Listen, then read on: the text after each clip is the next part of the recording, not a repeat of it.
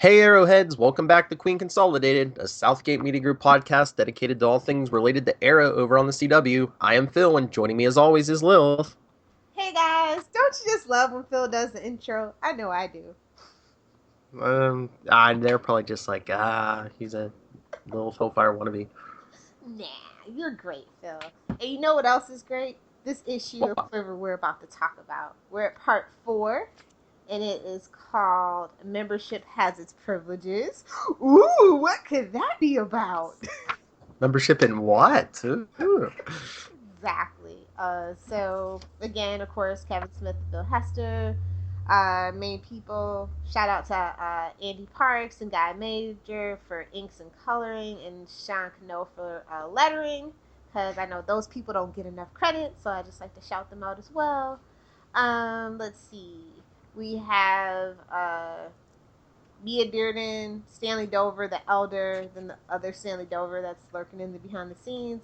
We get some Birds of Prey. Of course, that means Black Canary. Dina, Laurel Lance. And we get some Oracle behind the scenes as well. And we have pretty much the whole lineup of the JLA. But, of course, Wally West is Flash at this time, and the Green Lantern of this time is Kyle Rayner. So just those few adjustments. Cal Rayner's Green Lantern says she says as she bites her tongue. And then our villains for this issue are Black Manta and Star City Slayer, and our little non sequitur characters, Bob Juan and Tova Hernandez Carlson. So let's just jump right in. This one is interesting because we kind of have Aquaman and Green Arrow preparing to face off with Black Manta on the docks of Star City, kind of where we left the last issue. Ali tackles Manta, but Manta like repels him with a haymaker. And I'm like, hey now, you be careful with that face and that goatee. Oh yeah. Arthur kind of leaps on Manta's back and prepares to kill him, but Ali gets back up and sinks an arrow into Manta's helmet, and I'm like, I know this is like a darker take, but Well, he said it's like 3 centimeters from his eye, so he didn't actually put it through his eye. I'm like, is he trying to do a death stroke here? He's showing off. But what's with Aquaman? He was onomatopoeia before onomatopoeia. Right? Thwack. Man, I was like, what? It's like what's that movie? One of those movies with Antonio Banderas, and all the bullets are like CGI, so he's like making the sounds where they have to cut every single time.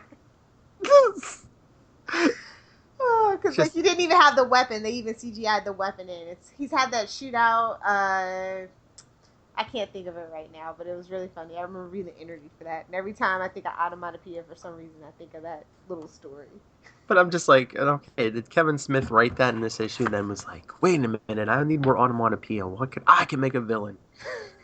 You know what? Honestly, probably. I think a lot of his creative juices in regards to a lot of things kind of got started with this. So, what else happens? Oh, Arthur removes the helmet, revealing a very disfigured-looking Black Manta. And I'm like, what is this? Darth Vader? Is this a Star Wars ripoff? Yeah, I'm not really up on my Aquaman from that time. I thought Manta was like human. Yeah. This was a weird. It's a weird time in the Justice League. It's a weird time in Aquaman's story. So I was just like, okay, I'll just kind of write that away. or is that like one of those? Did he get one of those Underworld Unleashed upgrades or whatever? No, I don't even remember because, like I said, early 2000s for Aquaman is a rough patch. Mm-hmm. The only people that weren't having a rough patch were like the DC Trinity. So everybody else was kind of in flux at that point. So Yeah. So he gets taken away, and Arthur and Ollie finally get the chance to reunite. Ollie still doesn't get it about the radical appearance in Arthur's appearance. It's like, oh man, I know you're blonde, Ollie, but God. And then, excited about Ollie's return, Aquaman brings him back to the JLA Watchtower. And I'm just like, really? Batman should be having none of this. I know he was kind of lurking in the background, thinking that he was alive, but we gotta vet this dude, right? Yeah, well, later on they show, like, you know, in the beginning when I guess Aquaman's up there in the Watchtower with them, Batman's basically checking one of Green Arrow's last fight. You know, where is this, a warehouse or something? I know, but like, I mean, Aquaman is just way too like. I guess he's the key. If you ever really want to topple the Justice League, just gain his trust. Everybody's surprised to see him, but they quickly notice he appears to be 10 years younger, and they have like no knowledge of things that, and that he has like no knowledge of things that happened. Ollie doesn't understand why Hal isn't there to greet him, and my heart kind of breaks. For as much as I hate Hal Jordan, I do love hard traveling heroes, and that was like something that kind of just got me right there. Just to be honest, they had a really great rapport with each other. So Batman arrives and punches Ollie, knocking him out, and he tells the League that he's taking him back to the Batcave for intensive examination. And I'm like, that just got hashtag rapey. I know. Batman's like, he's mine. Well, to the night. I guess, well, in Batman's defense, all he was going nuts basically, and the League wasn't really helping. So I just like how he's like, I got this, guys, as he, you know, lugs around and unconscious Oliver. Because Oliver was like basically threatening to blow out the window while they're on the moon, and Batman's like, "You prefer he blew it?" Batman's like, "You prefer he blew out the window?" And Wally's like, "I could have caught the arrow." And so basically, everybody, and in the end of it, is like really interested to learn how Ollie's returned from the dead, and I'm just like, me too. So that's pretty much the gist of this issue. I really enjoyed the Black Manta Aquaman thing, and I like how everything just like slowly progresses, and it's just, you know, sits on top of the last layer. Like, this is really well plotted, this whole story.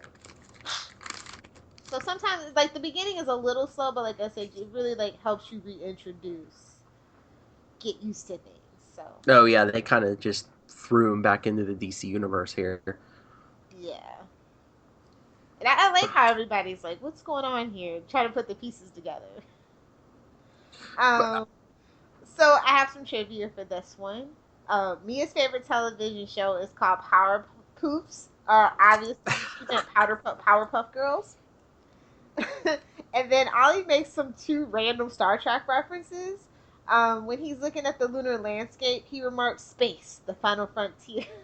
And I just lost it. And then he also does the prequel.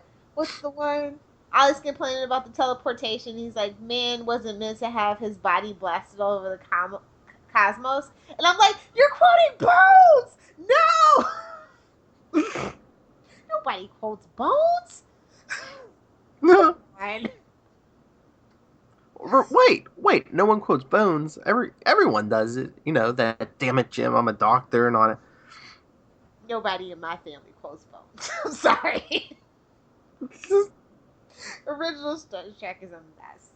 Oh yeah. Anyway, so that was pretty cool. And what else? I'm trying to think. Batman gives the most complicated sentence in history. Well, he's Batman. You can expect he likes to show off his brain because he's stuck pretending to be a drunk Bruce Wayne. So when he's Batman, he likes to. That's Batman canon.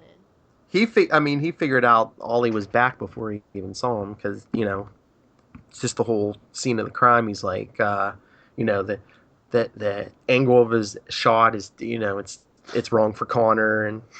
I sometimes I like to call Batman Eureka Man. No. Because he checked the scene of the crime, and then he was like, damn it, I have to go to the moon. Isn't it nice? Yeah. So who stood out in this issue to you besides Oliver, I guess? Uh, I like Batman, and everyone else just was standing around, seemed like they were going, no. With thumb up their butt, yeah, basically. But I just love when they get up to the watchtower and Wonder Woman gives Ollie a kiss, and then John's like, "Let me scan your mind." He's like, "You really don't have to scan my mind. You should know what I'm thinking right now." Oh, good old Martian Manhunter. Man is a mystery even to man. Don't you worry about it, Martian Manhunter. Yeah. Basically, Batman's the only other person that really stands out in this issue. I love the team up with Aquaman though. Like I said, Aquaman was just like really happy to see him. That was just so cute. Do you have a favorite panel? um, Probably. Um, hmm.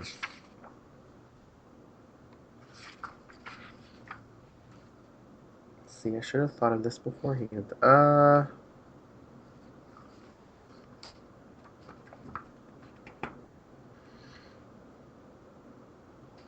don't know because we don't really get like a lot of like big shot. I mean, we get some action in the beginning, and then like the only action in the end is basically Oliver getting knocked out. That's my favorite one. I'm One not even punch. gonna lie. He's Guy Gardner. One punch. Oh. I really love the cover though. Like, oh my god, the Justice League is on Oh here, yeah. and then the way that he's just holding his bow like right in front of him, his face isn't in it. It's really a cool take on it. I enjoyed this cover. It's one of my favorite ones in the series. So Oh yeah. Can't wait for the next issue. It takes I know, place like basically all in the Batcave. can't go wrong with that. I do really enjoy when Batman and Green Arrow. No, and I think it's Stephanie Brown too, isn't it? Oh yeah. So yeah, you guys have that to look forward to for next issue. This is where the momentum gets going, obviously, because it's part 5. We're halfway through the story, and they really like kick it up a notch. Yeah. Ramp it up, Smith. So yeah, that is pretty much all that we can talk about for this issue, other than the grade. Um, I would say, what the hell? We'll give it an A. Okay, like just a flat A. Yeah. Okay, because I gave it an A minus. Like I like the Justice League, and like it makes sense for them to be curious about him, and it leads into this next issue. But everybody outside of Batman was bland, and that's par for the course at this particular time or whatever. But I was interested when I realized that we were getting the Justice League with this. I was interested in Kevin Smith's take on it, and his take is pretty much everybody else. Batman's the most interesting person. Enough said. Of course. But I did like what he did with Aquaman. So if he would have botched Aquaman, it'd probably be like a C. Like I don't care who you are, you botch Aquaman, we're gonna have problems. Mm-hmm. So he really did capture the best parts of Aquaman at that time. So that was nice. Also, I want to give a reading recommendation. I don't know if you've read the Green Arrow, The Wonder Year yet. No. Yep, I want to recommend that's kind of lower on my reading list, and it gets overlooked. So I just want to throw that out there to you guys. And if you're a Connor Hawk fan, because I got yelled at on Twitter because apparently there are Connor Hawk fans. And I was like, did you mean Hawkeye or no? So I'll go with Connor Hawk Dragon's Blood. That's one of his okay stories. So for all you Connor Hawk fans, there you go. So those are my reading recommendations. Do you have any reading recommendations for Green Arrow yet? Like the trenches yet? I didn't mean to spring it on you. I was No. Probably. Did you ever read the Green Arrow Black Canary series? Of course. Yeah, probably the first. first. At a time like this, everybody should be reading it, especially in regards to Rebirth. If you're interested and you like that what they're doing so far with that, I definitely would recommend that too. But did you see? I guess Stephen Amell put out a statement, I guess, in the last day or two about season 5. Yeah, I heard what Steve had to say. Oh yeah. I'll look at it when I see it. Yeah, because it says, he said, expect the most vicious, violent one shot in TV history. And I'm I'm like, like, do you not watch Agents of Shield?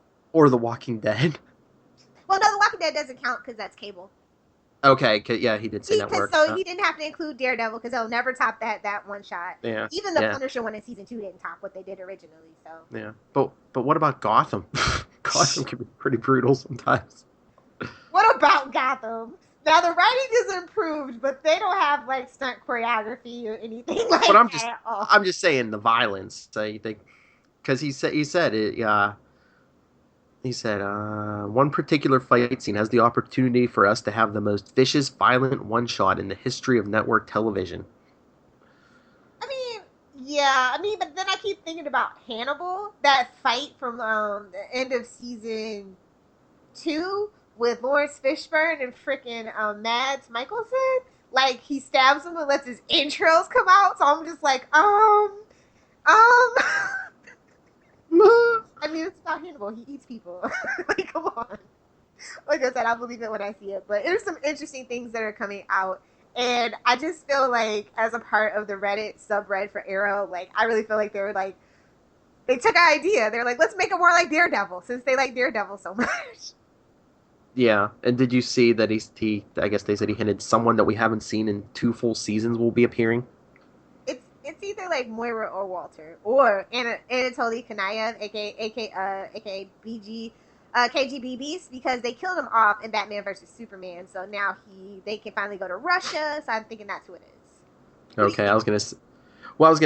It's probably not going to be, but I was gonna say, are they gonna let them have Slade Wilson as long as they say don't call him Deathstroke? Just you can only call him Slade Wilson. Now, Amanda is pretty upset with Arrow right now, especially with how things were left with Deadshot with Thea kicking his butt. See, I'm in Green Arrow mode, not Arrow mode.